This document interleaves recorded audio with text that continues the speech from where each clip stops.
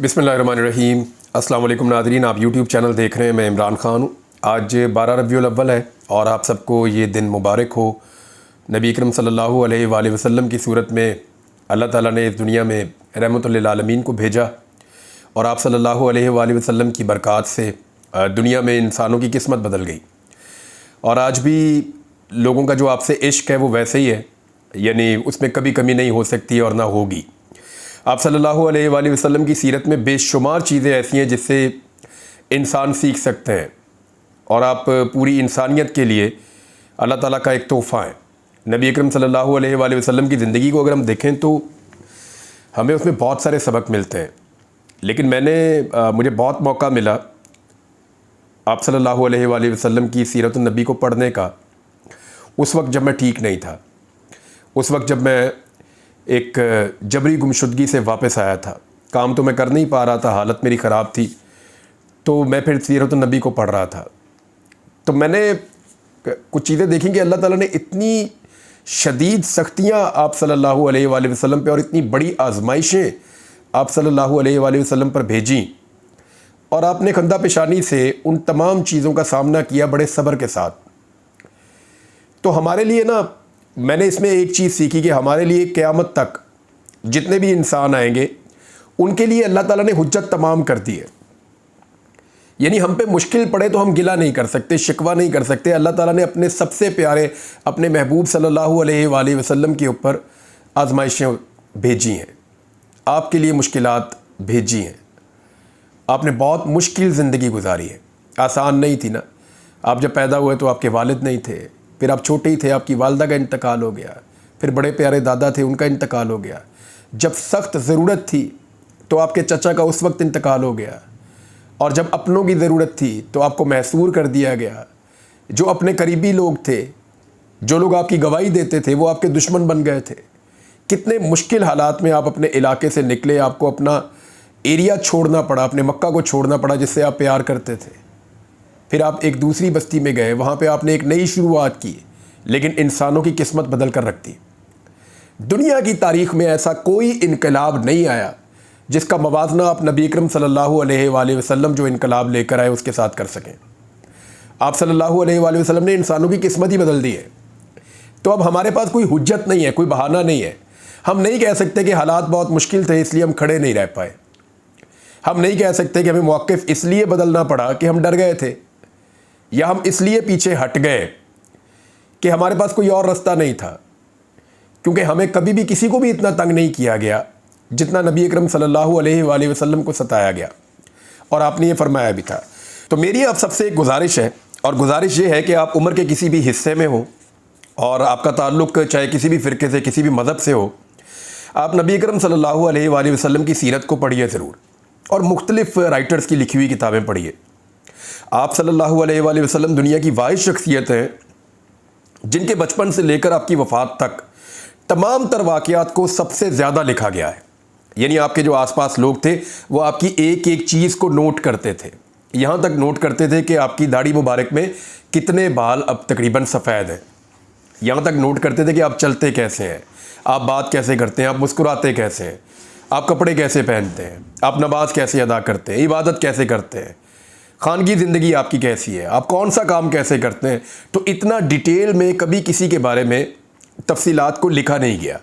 नबी अकरम सल्लल्लाहु अलैहि वसल्लम की सीरत हमारे लिए एक अल्लाह ताला की जानिब से एक तोहफ़ा मौजूद है, और हम सबको उसको पढ़ना चाहिए और उससे मुस्तफ़ीद होना चाहिए। अल्लाह ताला हम सबको तौफ़ीक दे कि हम उस रास्ते पर चलें जो अल्लाह रब्बुल इज़्ज़त ने हमारे लिए पसंद किया और अपने प्यारे नबी सल्लल्लाहु अलैहि वसल्लम के ज़रिए से वो रास्ता हम तक पहुँचाया। नाज़रीन, अब बहुत बड़ा दिन है, कुछ और ख़बरें हैं उसकी तरफ आ जाते हैं। ख़बरें मैं आपके साथ शेयर करता हूँ। सबसे पहले तो मैं आपको एक ऑडियो सुनाना चाहता हूँ। गुज़िश्ता दिनों से शोर मचा हुआ था और मैं उसको मुबैना तौर पे बार बार इसलिए कह रहा था कि सादुल्लाह बलोच पाकिस्तान तहरीक-ए-इंसाफ़ के MNA हैं, ये गायब हो गए थे। लेकिन इनके गायब होने से पहले ख़बर आई थी कि इनकी बेटी को, इनकी बीवी को और इनकी खाला को पहले अगवा कर लिया गया है। अब ज़रा कहानी आप उन्हीं के मुँह से सुनिए कि वो जब रिहा होकर आए हैं या जब छूट कर आए हैं, क्योंकि कानून साज़ी तो कटाई में पड़ गई, अब सादुल्लाह बलोच को तो रखा नहीं जा सकता। तो उन्होंने कहानी कौन सी बताई है ज़रा ये कहानी आप सुनिए, फिर मैं आपको बताता हूँ। और पंजाब पुलिस की मदद से कुछ नामालूम लोगों ने मेरी बेटी को, मेरी बीवी को, और बार बार एक ही से बात उधर कर रहे थे कि हम जो आपको कहें वो आप कर लें, वरना आपके साथ अच्छा नहीं होगा और आपकी फैमिली के साथ अच्छा नहीं होगा। तो मैं अल्हम्दुलिल्लाह अपने कायद इमरान खान साहब के नजदीक के साथ पहले भी डटा हुआ था, अभी डटा हुआ हूँ और इंशाअल्लाह ताला डटा रहूंगा। तो रात उन्होंने मुझे तकरीबन 1 बजे के बाद जो है जी अपना वो रिलीज किया है। तो मैं अपने पार्टी कायदीन से, अपनी क़यादत से, अपने लीडरों से मैं मतलब है गुजारिश करता हूं कि वो इस हमारे सारे इस सारी प्रॉब्लम को, इस सारे मसले को वो जो है लीगल फोरम पे उठाएं और इसका कोई ना कोई हल निकालें। क्योंकि वो बड़ा कह रहे थे कि हमें किसी का कोई खौफ नहीं है, किसी का कोई डर नहीं है, हम इसको जिस वक्त जहां से मर्जी हो वो हम उठाकर ले जा सकते हैं और जो कुछ करवाना चाहें वो हम करवा सकते हैं। जी नाज़रीन, आपने ये स्टेटमेंट सुना, और ये स्टेटमेंट है एक मेंबर कौमी असम्बली का, जिसको पाकिस्तानियों ने वोट देकर कौमी असम्बली के ऐवान में पहुंचाया। ऐवान की तो हैसियत इतनी है कि वहाँ पे नकाब पोश रात के अंधेरे में नकाब पहनकर हमला करते हैं और वहाँ से MNAs को ही उठाकर ले जाते हैं जिन्हें लोगों ने लाखों वोट दिए हुए हैं।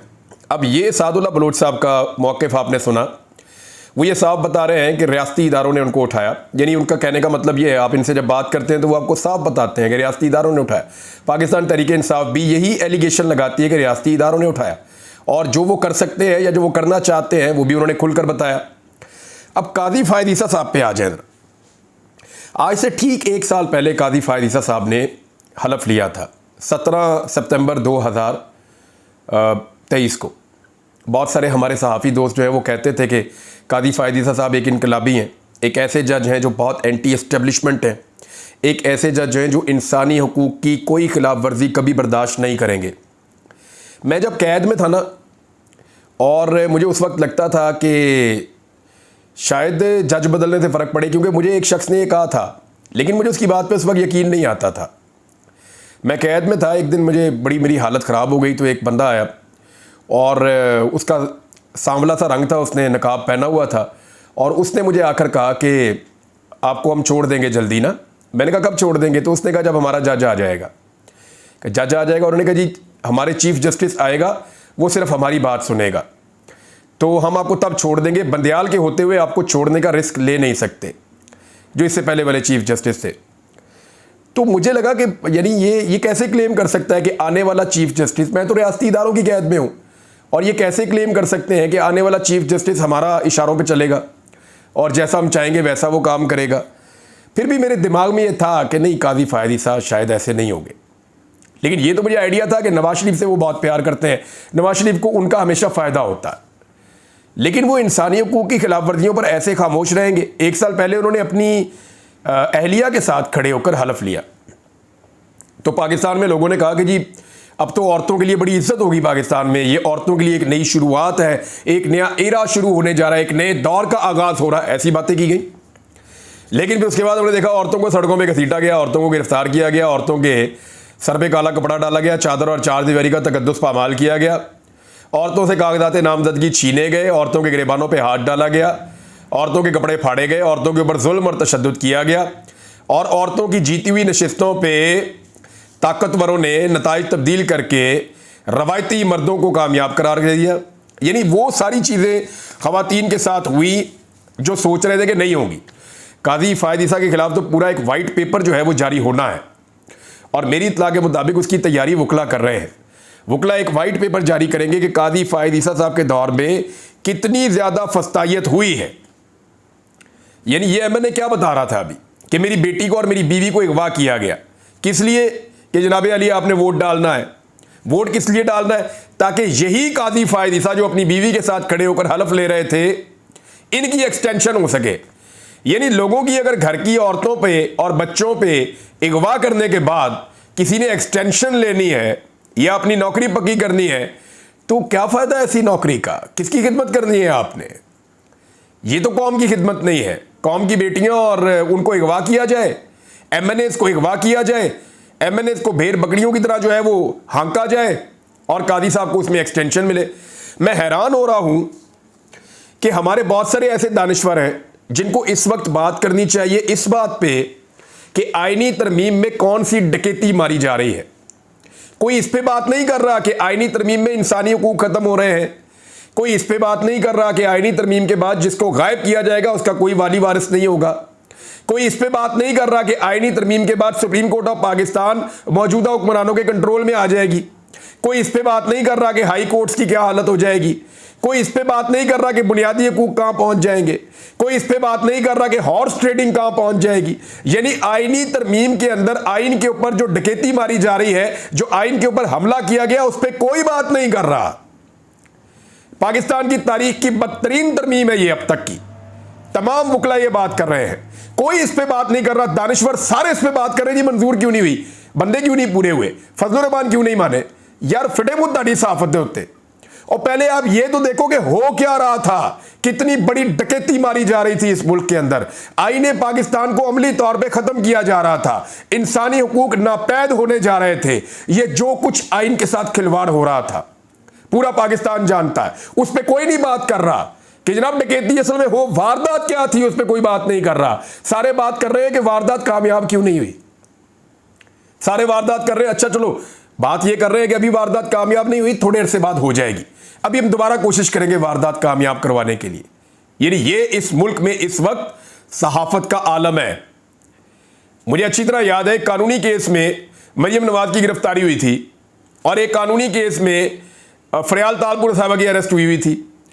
तो इन लोगों ने इतना शोर मचाया और आज भी ये दोनों खवातीन अपनी जायदादों का हिसाब नहीं दे सकी। बेगुनाह खवातीन को गिरफ्तार किया गया, हिरासत में लिया गया, अगवा किया गया, जो उनके साथ जुल्म किया गया उसके ऊपर कोई जुबान खोलने को तैयार ही नहीं है। और क्या बता रहा है सादुल्लाह बलोच कि पंजाब पुलिस ने सहूलतकारी की है उनकी बेटी को, बीवी को और खाला को अगवा करने के लिए। जो नामालूम अफराद उठाने के लिए आए थे, पंजाब हुकूमत मरियम नवाज की जो है वो सहूलतकार कर रही थी, सहूलतकारी की उन्होंने अपनी पुलिस के जरिए से। ये सारे के सारे इस जुर्म के शरीक हैं। और देखिए पाकिस्तान की एस्टेब्लिशमेंट को एक प्रॉब्लम यह है कि वो ये साबित करना चाहते हैं कि वो सियासत का हिस्सा नहीं है। DGISPR ने यही कहा था ना कि मैं सियासत का हिस्सा नहीं हूं, हमारा इदारा सियासत नहीं कर रहा, फौज का किसी सियासी जमात से ताल्लुक नहीं है, ना हमारा कोई फेवरेट है ना हम किसी के मुखालिफ हैं। लेकिन मुझे ये समझाए एस्टेब्लिशमेंट पाकिस्तान की कि हम बेवकूफ़ हैं। यानी जो लोग आपके बहुत करीब हैं वो आपके बिहाफ के ऊपर आते हैं, आके टीवी पे बैठते हैं, आगे सोशल मीडिया पे बैठते हैं और बैठ के अनाउंसमेंट करते हैं जी कि नई मिलिट्री एस्टेब्लिशमेंट अब ये करने जा रही है, अब ये करने जा रही है, अब वो करने जा रही है, और वो चीजें हो भी रही होती हैं। अब पाकिस्तानी बेवकूफ या तो इनका मुंह बंद करे, यानी एस्टेब्लिशमेंट अगर वाकई चाहती है सिद्ध के दिल से कि वो सियासत से अपने आप को बाहर निकाले, तो सबसे पहले इन बाल बच्चों को खामोश करवाए ना, सबसे पहले इनके मुंह बंद करे कि यार तुम तो मुंह बंद करो, हम लोगों को यकीन दिला रहे हैं कि हम सियासत में नहीं है। तुम जाके ढोल लेके चौक में खड़े हो जाते हो कि नहीं जी नहीं, वो आ रहे हैं जी, फलाना डंडा लेके आ रहा है, फलाना टैंक पे बैठ के आ रहा है, फलाना जो है मारने आ रहा है, वो कुटने आ रहा है, वो ये कर देंगे, वो कर देंगे, वो किसी को कबूल नहीं करेंगे, कोई कबूलियत नहीं है, अवाम जो मर्जी कर ले, सारे मर जाए, मुल्क तबाह हो जाए, कोई फर्क नहीं पड़ता। इस किस्म के स्टेटमेंट वो दे रहे हैं। तो मेरे ख्याल में बजाय इसके कि पाकिस्तान की मिलिट्री एस्टेब्लिशमेंट शिकवा करे उन सहाफ़ियों से जो हकायक सामने ला रहे हैं, उन्हें शिकवा करना चाहिए उन सहाफ़ियों से जो ये अनाउंसमेंट कर रही है गले में ढोल डालकर कि जनाब ये जो कुछ भी हो रहा है ना ये एस्टेब्लिशमेंट कर रही है। यानी फैसल वाडा ने क्या अनाउंस किया, चंद और सहाफ़ियों ने क्या अनाउंस किया, उन्होंने कहा जिनका बिल है वो करवा लेंगे पास। यही तासुर बनाकर दिया ना, जब नहीं हुआ तो सारा इल्ज़ाम इनके ऊपर डाल दिया, जो इस वक्त की हुकूमत है। बहरहाल ये बात एस्टेब्लिशमेंट को समझनी पड़ेगी। वो खुद कह रहे हैं कि फ़ौज की मुदाखलत नहीं है। अभी एक नया बयानिया भी दिया जा रहा है कि जनरल फैज़ हमीद जो गिरफ्तार है अपने जराइम की पादाश में, और वो अपने उससे जो सवाल पूछे जाए उसको जवाब देना चाहिए, और ये बड़ी अच्छी बात है। सबका एहतसाब होना चाहिए, जो अभी मौजूद है ये रिटायर हो या ना हो, इनका भी एहतसाब होना चाहिए, जो इनसे पहले वाले उनका भी होना चाहिए। इसी तरह पाकिस्तान आगे बढ़ेगा। पाकिस्तान में कोई भी मुकद्दस गाय नहीं होनी चाहिए। लेकिन ये मुंह उठा के अभी लोग कहना शुरू हो गए जी फैज़ हमीद करवा रहे हैं जो करवा रहे हैं। ये जो आईनी तरमीम पास नहीं ना हुई, ये फैज़ हमीद की वजह से नहीं हुई। भाई अगर फैज़ हमीद अभी भी इतना मौसर है तो मौजूदा जो मिलिट्री की आदत है वो क्या कर रही है फिर? ये तो फिर आप कह रहे हैं कि वो नाअहल है, वो कंट्रोल ही नहीं कर पा रहे हैं अपनी फौज को। एक तरफ आप कह रहे हैं कि फौज गैर सियासी है, दूसरी तरफ आप ये बयानियां भी दे रहे हैं कि नहीं जी वो जो है ना फैज़ हमीद वो अभी तक इन्फ्लुएंस कर रहा है। कैसे कर रहा है? वो तो गिरफ्तार है। भाई एक चीज है जो फजलुर रहमान ने उसको नापसंद किया, और फजलुर रहमान ने कोई इमरान खान की मोहब्बत में नहीं किया। पाकिस्तान तहरीक इंसाफ के लोगों ने कोई लालच नहीं दी जाके फजलुर रहमान साहब को। मैं अच्छी तरह जानता हूं, एक इजाफी सीट उन्होंने मांगी है खैबर पख्तूनख्वा में सेनेट की उनके लोगों ने, तो तहरीक इंसाफ ने हामी नहीं भरी अभी तक। उन्होंने कहा जी जो आपके साथ वादा था उसी तरीके से हम चलेंगे, इससे ज़्यादा हम नहीं दे सकते, आपका इससे ज़्यादा मौलाना साहब शेयर नहीं बनता। तहरीक इंसाफ की कहीं हुकूमत नहीं है, वो कुछ और दे नहीं सकते, केपी में वो कुछ दे नहीं रहे, तो फजलुर रहमान साहब के साथ सौदेबाजी कोई नहीं की तहरीक इंसाफ ने। उन्होंने दिखाया कि देखें फजलुर रहमान साहब, जो आपकी सियासत का बेड़ा गर्क हो गया ना, ये बाकी भी आपकी सियासत बढ़ जाएगी अगर आपने ये कानून पास करवा दिया, और कल को ये सारा नजला आप पर गिरेगा। आप सियासी लोग हैं, आज आप हुकूमत में हो सकते हैं, आप हमेशा हुकूमत में नहीं रहेंगे। ये जो कवानीन बनने जा रहे हैं, ये इंसानी हुकूक खत्म हो जाएंगे, सियासतदानों के हुकूक खत्म हो जाएंगे, और आप सारे के सारे इसके नरगे में आ जाएंगे। और मैं आपको अब एक बात बताता हूं, ये थोड़े अरसे के बाद खुलेगी। पाकिस्तान पीपल्स पार्टी के और पीएमएलएन के अपने लोगों ने, वो लोग नहीं जो इस वक्त फार्म 47 के ऊपर जाकर बैठे हुए हैं और जो लोग इस वक्त इंजॉय कर रहे हैं, नहीं, कुछ सियासी दिमाग भी हैं, हर पॉलिटिकल पार्टी में होते हैं। उन्होंने भी फजलुर रहमान साहब को पैगाम भिजवाया हाथ जोड़ के कि अल्लाह का वास्ता ये तरमीम पास ना करवा दीजिएगा। मौलाना साहब, हम अपनी जमात की पॉलिसी से खुद तो इख्तलाफ नहीं कर सकते, लेकिन हमारी वाहिद उम्मीद आप है, मेहरबानी करें हमें इससे बचाएं, ये जो शब खून मारा जा रहा है आइन के ऊपर। तो जनाब ये है वो चीज़ जो हुई है। एमल वली खान ने तो खुदकुशी कर ली एक तरह से, यानी उन्होंने बादशाह खान का जो नज़रिया है या बादशाह खान की जो अपनी सियासत या उनका नज़रिया है, उसको शारा दस्तूर पे एमल वली खान ने बेचा है, और अब वो सिर्फ अपनी ज़बान की गंदगी से सियासत करने की कोशिश करेंगे तो क्या कामयाब हो जाएंगे? इसको गाली दे, उसको गाली दे। आपने गौर किया कि एमल वली खान जब फौज के बारे में बुरा भला कहते हैं तो कोई रिएक्शन नहीं आता, क्यों पता है? इंपैक्ट ही कोई नहीं, फर्क ही नहीं पड़ता। लेकिन जब पाकिस्तान तहरीक इंसाफ का कोई बंदा उसका 10% भी बोलता है तो पर्चे भी होते हैं, बंदे भी गिरफ्तार होते हैं, पता है क्यों? इंपैक्ट होता है, फर्क पड़ता है, लोग बात को गौर से सुनते हैं। तो एमल वली खान साहब जितना मर्जी चलाएं, चाहे फौज को बुरा भला कहें, चाहे इदारों को बुरा भला कहें, कोई इन पे पर्चा नहीं करेगा, कोई इन्हें गिरफ्तार नहीं करेगा। वजह यह नहीं है कि कोई डील हुई हुई है, वजह सादी है, कोई फर्क ही नहीं पैदा, जो मर्जी कहता है, अभी लोगों ने माननी नहीं, सुननी नहीं लोगों ने। तो यहां तक इन्होंने अपनी सियासी औकात को अपनी हरकतों से पहुंचा दिया है। कुछ आम चीज़ें आपको मैं और भी बताता हूँ, लेकिन बाद में अगले वीलॉग में। अब तक के लिए इतना ही, अपना ख्याल रखिएगा, अपने चैनल का भी। अल्लाह।